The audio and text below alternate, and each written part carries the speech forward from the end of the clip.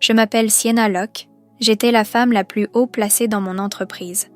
Pendant 15 ans, j'ai dirigé le département des partenariats stratégiques, un poste où l'on ne se repose pas sur ses lauriers. Il faut se battre pour chaque contrat. Il faut se souvenir des anniversaires. Il faut courir après les clauses de renouvellement à minuit et répondre aux appels des fournisseurs depuis les toilettes de l'aéroport. Quand je suis revenue après avoir enterré mon fils, mon bureau avait un nouveau nom sur la porte. Aucun avertissement, aucune réunion, aucune carte de condoléances. Juste une nouvelle plaque, une police propre, encore tachée à l'endroit où quelqu'un avait décollé la mienne. Le nouveau nom, Kristen Yao, directrice des partenariats stratégiques. Le poste que j'occupais depuis plus de 10 ans. Les clients que j'avais amenés, le département que j'avais construit à partir d'une table pliante et d'un Google Sheet partagé. Et maintenant, mon assistante, la femme que j'avais formée, encadrée, remplacée pendant son examen de certification, pour laquelle j'avais même écrit une lettre de recommandation, était assise à mon bureau, mon stylo préféré à la main, expliquant avec désinvolture à un membre junior de l'équipe que « Notre client a besoin d'un nouveau souffle ».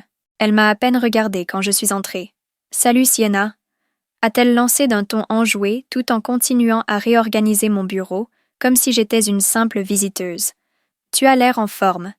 Tu es déjà de retour à temps plein ?» On ne savait pas trop ce que tu voulais, alors on a continué à faire tourner la boutique. J'ai ouvert la bouche, mais aucun son n'est sorti. 15 ans. Et ils avaient donné mon titre comme s'il s'agissait d'une place restante. Avant que mon fils tombe malade, je n'avais pas pris plus de 3 jours de congé en 5 ans, et quand il est mort, quand je me suis absentée pour organiser ses funérailles, pour rédiger une nécrologie qu'aucun parent ne devrait jamais avoir à écrire, je suis partie pendant 12 jours. 12 jours. Pendant ce temps, ils ont promu mon assistant, déplacé mes dossiers, réattribué mes comptes, et commencé à appeler cela une réorganisation. Je restais là, les mains toujours agrippées à la bandoulière de mon sac d'ordinateur, les yeux fixés sur Kristen qui ouvrait un tiroir. Mon tiroir, et en sortait un de mes vieux cahiers comme s'il s'agissait d'un bien appartenant à l'entreprise.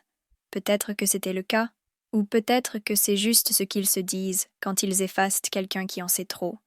Je n'ai pas dit un mot. Pas encore. Mais s'ils pensaient que j'étais trop brisée pour remarquer ce qu'ils avaient là fait, ils allaient là bientôt découvrir que le chagrin n'oublie pas. Avant ce matin-là, je travaillais dans cette entreprise depuis 15 ans. Plus d'une décennie et demie à instaurer la confiance, à gérer le chaos et à faire le travail dont personne ne voulait, non pas parce qu'il était prestigieux, mais parce qu'il était important.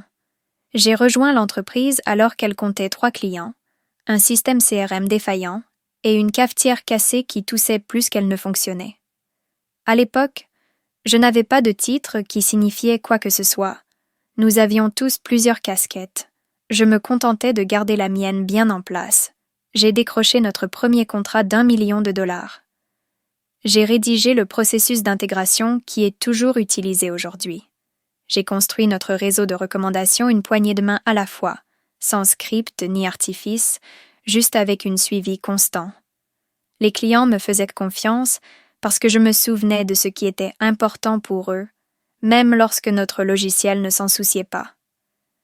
Je suis devenu directeur des partenariats stratégiques, non pas parce que quelqu'un m'a donné ce poste, mais parce que c'était le seul titre qui correspondait à ce que je faisais déjà. Et Kristen était stagiaire, puis assistante administrative junior, puis mon assistante. Je l'ai recrutée à la sortie de l'université. Elle était inexpérimentée, mais motivée. Elle prenait des notes lors de chaque réunion, observait chaque appel. Elle était curieuse, polie, réservée. Je l'aimais bien. Je voulais qu'elle évolue. Je ne l'ai jamais considérée comme une menace. Je me souviens de son premier mois. Elle avait accidentellement joint la mauvaise grille tarifaire à un email destiné à un client. Cela aurait pu nous coûter un renouvellement. Elle est venue me voir, pâle, en sueur, et m'a murmuré « Dois-je mentir ?» Je lui ai répondu que non. Je lui ai dit que nous assumions nos erreurs, que nous les corrigions rapidement et que nous appelions avant qu'elles ne s'aggravent. Elle se tenait à côté de moi, tremblante, retenant son souffle tandis que la voix du client résonnait dans le combiné en mode haut-parleur. Il était tendu mais indulgent. Je lui ai fait un petit signe de tête pour la rassurer. Elle a appelé. Le client est resté. Elle n'a jamais oublié cela. Elle me demandait souvent comment je me souvenais de tant de détails sur les clients. Je lui répondais que ce n'était pas une question de mémoire, mais de discipline. Il faut tout noter. Il faut assurer le suivi, même quand personne ne s'y attend.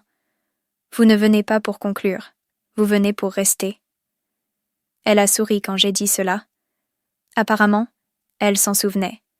Car quand je suis revenue des funérailles, elle avait pris mon poste, mon bureau et mes clients, et elle utilisait les phrases que je lui avais apprises pour les garder. La semaine avant le décès de mon fils, Kristen m'a apporté de la soupe à l'hôpital.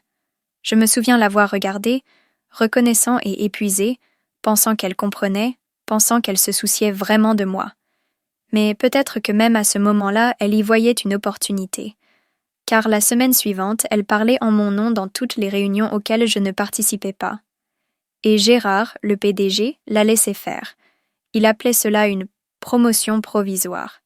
Il disait que cela apportait de la stabilité à l'équipe pendant une période difficile. Il avait demandé au RH de laisser les choses en suspens. Ce qu'il voulait dire, c'était que je n'étais plus utile et que Kristen était plus facile à modeler. Ils ont dit qu'ils me laissaient le temps de faire mon deuil. Mais en réalité, ils testaient le temps qu'il me faudrait pour disparaître. Ce qu'ils ne réalisaient pas, c'est que j'avais maintenu cette entreprise à flot pendant si longtemps qu'ils avaient oublié à quoi elle ressemblait sans moi. Ils allaient bientôt le découvrir. La première semaine après mon retour, j'avais l'impression de vivre ma propre vie avec le badge de quelqu'un d'autre. Je n'étais pas complètement exclue. Cela aurait été plus facile. Au lieu de cela, c'était le genre d'effacement qui semble poli vu de loin. Des invitations qui avaient dû se perdre. Des documents stratégiques qui n'avaient pas besoin de votre contribution cette fois-ci. Des appels de clients qui avaient déjà été traités par Kristen. Elle avait commencé à signer ses emails avec un nouveau titre avant même que je sache qu'elle en avait un. Lorsque j'ai interrogé les RH à ce sujet, Katrina a souri nerveusement, jetant un bref coup d'œil vers les parois vitrées, comme pour vérifier qui pouvait nous observer. « Sienna, je veux juste vous dire que nous sommes vraiment désolés pour votre perte », m'a-t-elle dit en me conduisant dans une minuscule salle de conférence, avec trop de verre et trop peu de dignité. « Vous avez été un pilier ici pendant si longtemps. Nous voulions juste vous laisser du temps. » « Du temps pourquoi ?» ai-je demandé. « Pour enterrer mon fils ou pour voir ma carrière être réorganisée ?» Katrina cligna des yeux. « Ce n'est pas définitif. Kristen t'a remplacé pendant ton absence. C'était pour maintenir la dynamique. » En supprimant mon nom de l'organigramme, elle tressaillit à ces mots. « Il y a eu des décisions d'alignement. » « Tu n'étais pas là pour donner ton avis, alors Gérard a pris une décision. » « Une décision? Voilà ce que ça vaut 15 ans. » Kristen, pendant ce temps, avait commencé à appeler mes clients, nos clients, lors de réunions publiques. Elle avait changé le nom de notre canal Slack pour Clients Collective et m'avait retiré l'accès au dossier privé que j'avais créé. Quand je lui en ai parlé, elle a souri. « Oh, je pensais que tu voulais y aller progressivement. Je ne voulais pas te submerger d'un coup. » Je lui ai demandé si elle avait toujours les notes de contact que j'avais laissées dans le CRM, celles qui contenaient les préférences, les anecdotes personnelles et les cycles trimestriels que j'avais suivis pendant des années. Elle m'a répondu « Oh, je crois que j'en ai archivé certaines. Elles étaient un peu dépassées. » Ma gorge s'est serrée et mes yeux se sont brièvement fixés sur le logo que j'avais soigneusement placé en haut de chaque page. Elle n'était pas dépassée. Elle m'appartenait. 2 jours plus tard, j'ai vu une copie de mon ancien dossier, celui que j'avais utilisé pour conclure avec notre plus gros client international, avec le nom de Kristen sur la page de titre, même structure, même formulation. J'ai senti le bureau sous mes paumes devenir soudainement froid. Elle n'avait pas seulement pris les mots, elle avait pris leur confiance. Lorsque j'ai ouvert le disque partagé, j'ai découvert que la moitié de mes documents avaient été renommés avec ces initiales. C'est alors que la tristesse s'est dissipée et quelque chose de plus aigu s'est installé en moi, car elle ne m'avait pas seulement pris mon travail, elle s'était approprié le mérite de mes relations, le fondement même de notre modèle économique. Et Gérard l'avait laissé faire. Ce vendredi-là, le PDG m'a envoyé un message sur Slack. Court, enjoué. Salut. J'aimerais que tu m'aides à préparer Kristen pour la revue des projets en cours de lundi. C'est elle qui s'en charge, mais ton avis serait le bienvenu. Mon avis. Il voulait que je réécrive le script qu'elle m'avait volé. Je n'ai pas répondu. Mais j'ai fait une capture d'écran du message. Et je l'ai enregistré, parce qu'il ne se contentait pas de m'utiliser. Il comptait sur moi pour ne pas réagir. La revue du pipeline avait lieu le lundi. Je ne figurais pas à l'ordre du jour. J'avais construit l'ensemble du modèle de pipeline client il y a 7 ans, en le reliant aux prévisions de revenus, au cycle de renouvellement des contrats, et même au calendrier de déploiement régional. Cela m'avait pris 6 mois d'essais et d'erreurs, à une époque où nous n'avions ni budget ni soutien. Mais sur l'invitation, j'étais indiqué comme facultatif. Kristen, bien sûr, dirigeait la réunion. Je me suis assis au fond de la salle de conférence, sans amertume, juste pour observer, écouter. Elle a commencé par ma présentation. La structure était identique, la formulation presque mot pour mot, mais elle l'a présentée comme une touriste lisant un guide touristique. Elle a sauté les nuances du calendrier, a mal présenté 2 contrats importants, et lorsqu'on lui a posé une question sur la structure des primes annuelles d'un client, elle a cligné des yeux et a répondu « Nous sommes en train de revoir le modèle de partenariat. » La salle s'est figée, car ce client n'avait pas de modèle de partenariat. Il avait point après la réunion, je suis sortie sans dire un mot. Mais cet après-midi-là, c'est arrivé. L'un de mes clients historiques, un compte de 12 millions de dollars que j'avais apporté il y a 6 ans, m'a appelé directement. Il semblait irrité. Sienna, je viens de raccrocher avec Kristen. Elle m'a dit que nous allions restructurer nos conditions et supprimer nos bilans trimestriels. Est-ce vrai? Mes doigts se crispèrent autour du téléphone. Mes jointures blanchirent, rongées par la culpabilité pour quelque chose que je n'avais même pas fait. Non, répondis-je d'un ton neutre.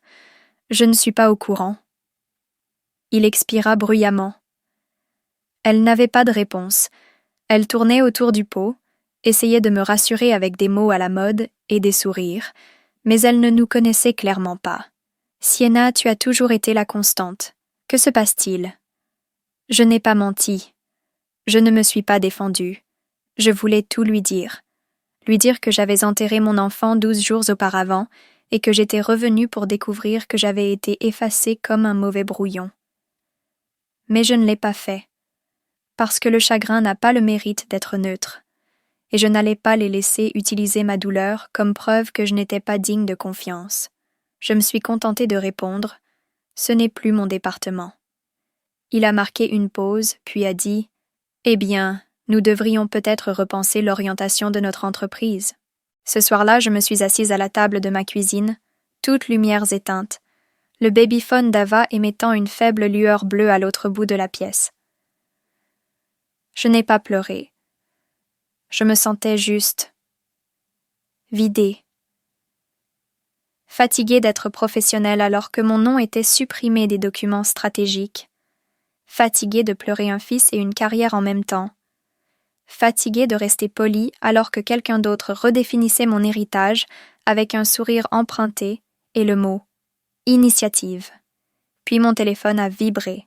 C'était une note interne, un email groupé envoyé par Gérard.objet, continuité des relations avec les clients. Afin de garantir la confiance et la stabilité, tous les anciens comptes seront transférés vers le portefeuille de Kristen.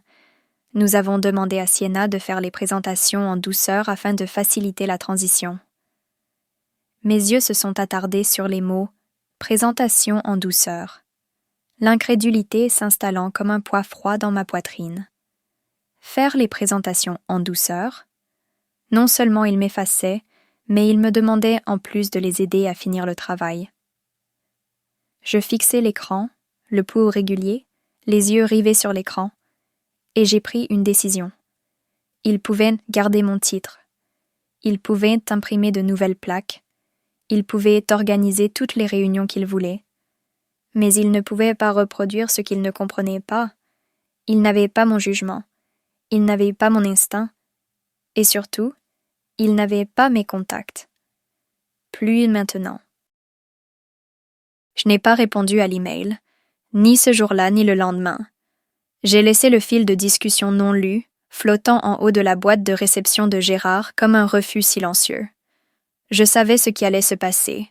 Il attendrait un jour ou deux. Puis Kristen prendrait le relais, tout enthousiaste et chaleureuse. « Salut, je reviens sur les emails de transfert.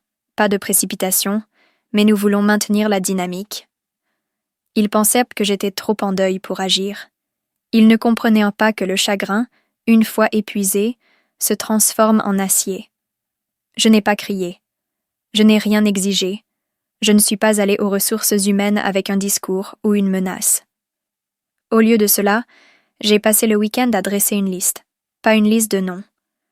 Une liste de leviers. Toutes les relations que j'avais construites, je les avais entretenues personnellement. Je me souvenais qui préférait renouveler son contrat au début du 2e trimestre, qui avait besoin de temps avant une augmentation de tarifs, qui avait perdu son conjoint et avait cessé de répondre aux emails pendant 3 semaines. Je savais qui voulait un véritable partenariat et qui voulait juste quelqu'un de compétent pour ne pas tout gâcher. Kristen ne savait pas tout cela. Elle avait accès au dossier, bien sûr, mais pas les nuances, pas la confiance. Pas l'instinct que l'on acquiert en 15 ans à écouter même quand personne ne parle. J'ai donc fait du café. Je me suis assis sur mon balcon, j'ai ouvert un document vierge. Au fur et à mesure que j'écrivais, j'ai senti mon emprise se relâcher pour la première fois depuis des jours. Chaque note était une libération, me rappelant exactement ce que j'avais construit et exactement ce qu'il ne pouvait pas m'enlever. J'ai dressé la liste de tous les comptes critiques, ce qui les motivait, ce qu'ils détestaient.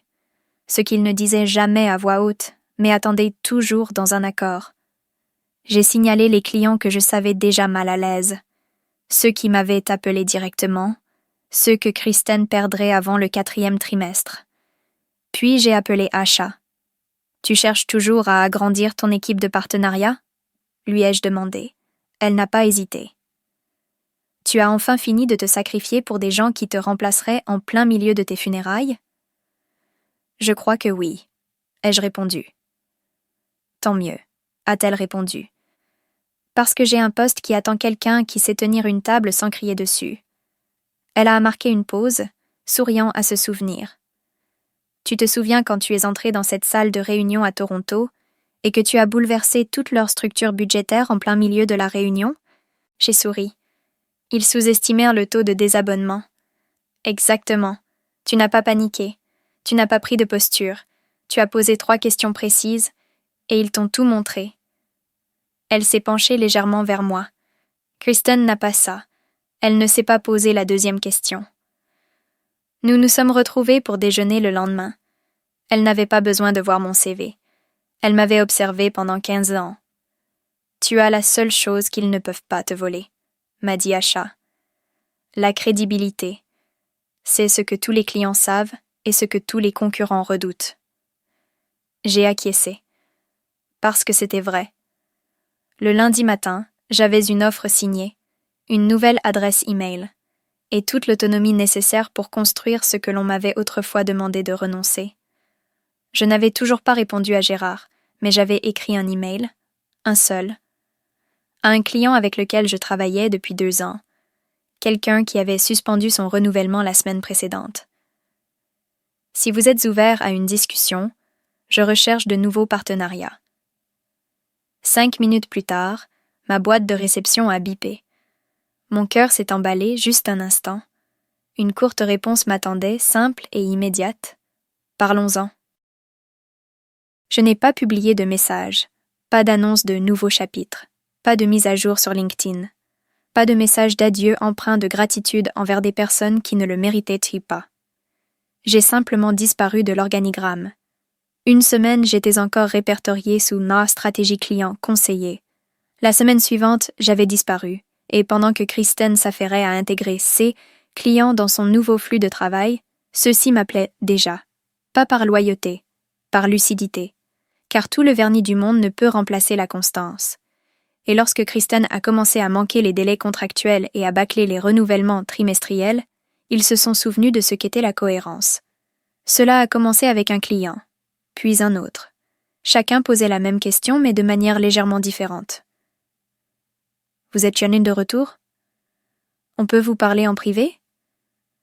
Sa voix était prudente, baissée, comme si elle ne faisait plus confiance au mur de son bureau. Vous travaillez dans une entreprise qui écoute vraiment? À la fin de la semaine, j'avais 5 rendez-vous avec des clients, 3 contrats signés, 2 en cours, et je n'avais démarché personne. Ils sont venus à moi. Kristen avait dû le remarquer, car soudain, j'ai eu de ses nouvelles, pas directement, et certainement sans excuse, mais avec une demande. Salut. Nous sommes en train de faire un inventaire des anciens comptes, et nous nous demandions si tu pouvais nous aider à clarifier certaines notes de transfert datant de 2021. Ma mâchoire s'est légèrement crispée tandis que je fixais le message pendant une bonne minute, puis je l'ai supprimé. Pas de réponse. 2 jours plus tard, Gérard m'a envoyé un email. J'espère que vous allez bien. Nous aimerions discuter de la meilleure façon de protéger nos relations avec nos clients à l'avenir. Faites-nous savoir si vous êtes ouvert à une collaboration. J'ai lu le message 2 fois, le pouls régulier, un amusement lent et amer, envahissant ma poitrine. Collaborer.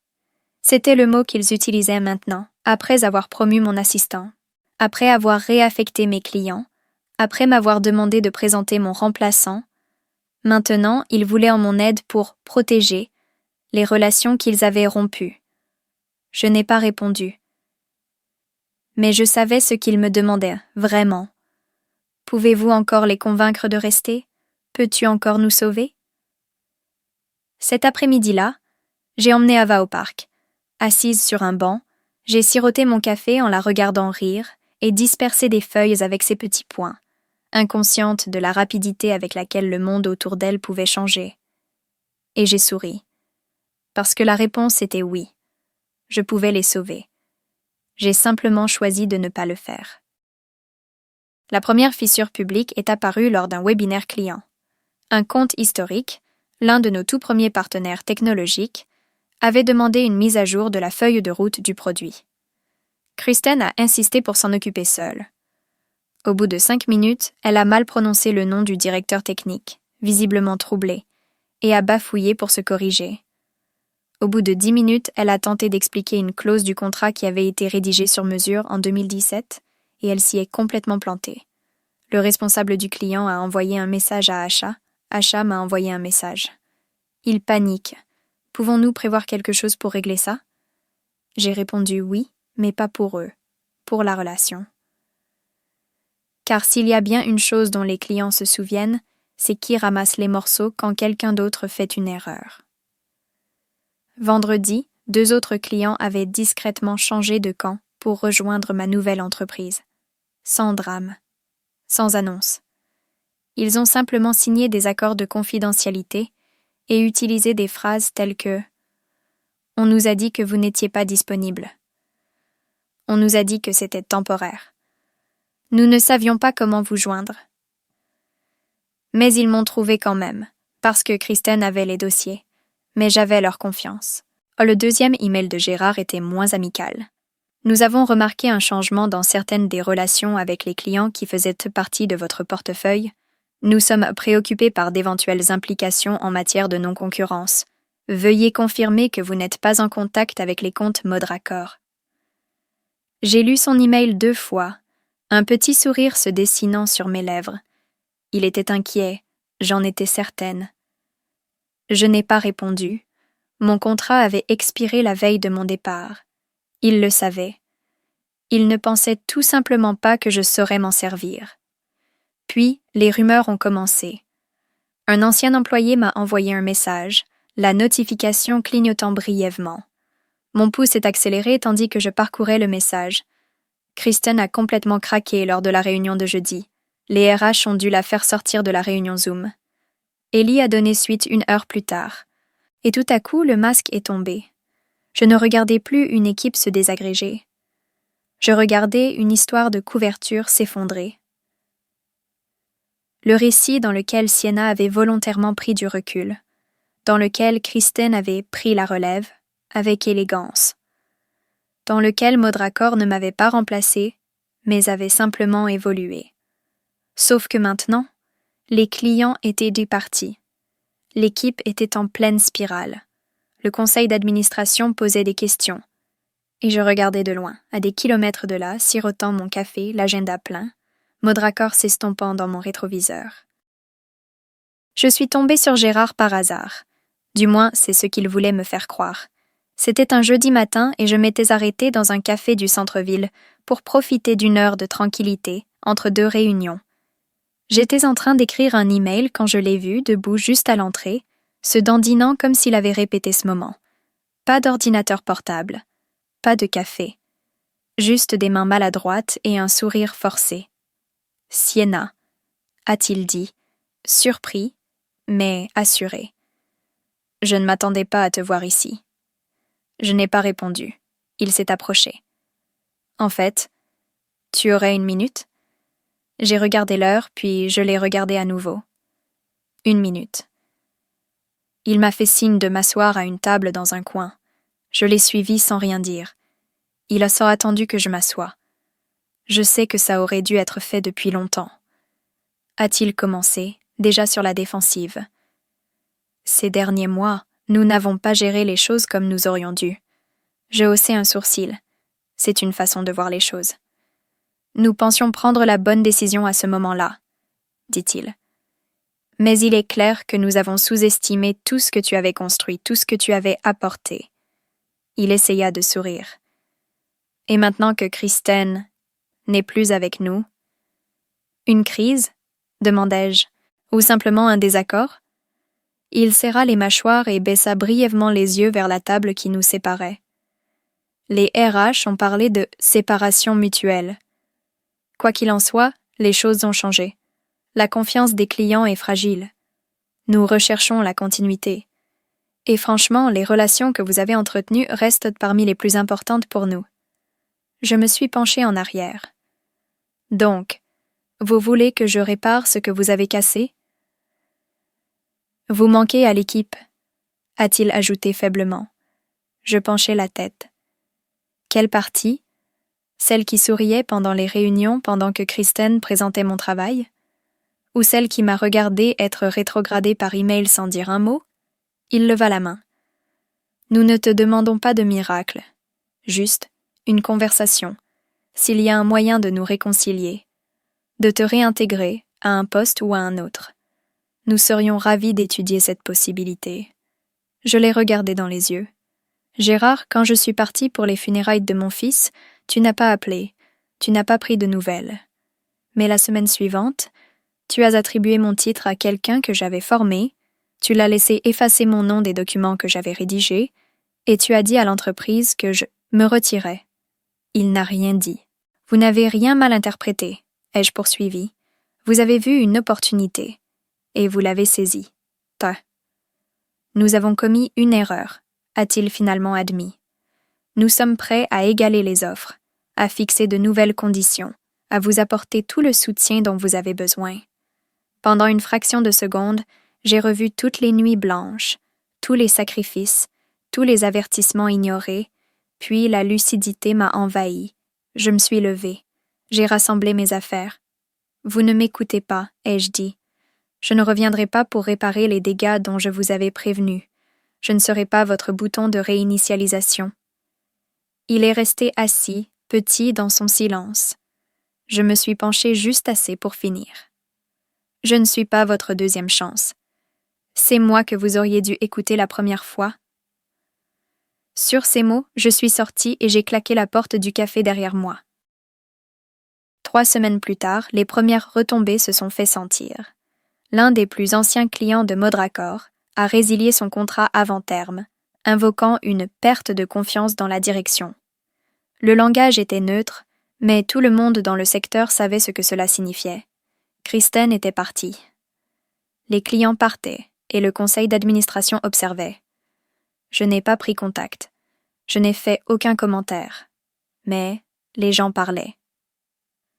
L'un de nos fournisseurs communs m'a dit avoir reçu un appel désespéré de Gérard, la voix légèrement brisée, lui demandant s'il accepterait de reconsidérer un réaménagement du partenariat. Le fournisseur a ri. Pas à moins que Sienna soit impliquée.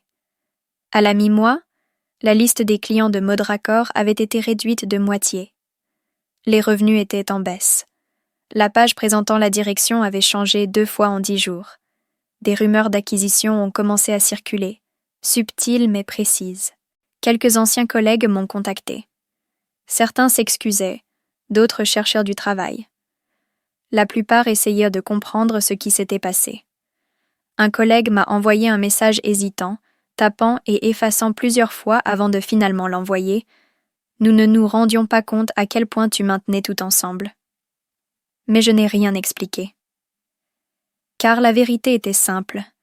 Ils avaient tout construit autour de la mauvaise personne. Et quand elle n'a plus pu tenir le coup, tout s'est effondré. Tout ce que j'avais à faire, c'était continuer à construire ce qu'ils avaient essayé de voler, et laisser le reste s'écrouler sous son propre poids. Quelques mois plus tard, j'ai reçu un colis à mon nouveau bureau. Il n'y avait pas d'adresse de retour. À l'intérieur, il y avait une plaque nominative. L'ancienne. Les bords en laiton étaient usés, encore légèrement tachés à l'endroit où quelqu'un avait décollé l'adhésif de mon ancienne porte. Au dos, il y avait une note pliée en 2. Ils ont oublié qui tu étais, pas moi. Eux, je les regardais longuement. Puis je les rangeais dans un tiroir. Pas pour la raccrocher, pas pour l'exposer, juste pour me souvenir, pour me rappeler que même s'ils effacent ton nom du mur, ton travail reste. Tout comme les personnes qui savent ce que tu as construit. En fermant le tiroir, ma voix a légèrement tremblé. Me surprenant moi-même, j'ai tenu ma promesse. Je ne voulais pas le dire. Mais je savais qu'il m'entendrait, car même dans le silence, nous continuons d'écouter ce que nous avons perdu. Aujourd'hui, je ne parle plus de Mode Raccord, non pas parce que j'ai de l'amertume, mais parce que cette page est tournée. Comme un chapitre qui se termine sans ponctuation. J'ai maintenant un meilleur titre, une meilleure équipe, et une vie dans laquelle je n'ai pas à me rabaisser pour m'adapter au récit de quelqu'un d'autre. J'ai perdu mon fils, puis j'ai perdu mon travail, mais dans l'espace qu'ils ont laissé derrière eux, quelque chose de nouveau a commencé, et cette fois, personne ne confondra mon silence avec un abandon. Si vous avez déjà été sous-estimé, effacé ou contraint de prouver 2 fois votre valeur, abonnez-vous dès maintenant, parce que votre histoire compte, et qu'ensemble, nous ne faisons que commencer.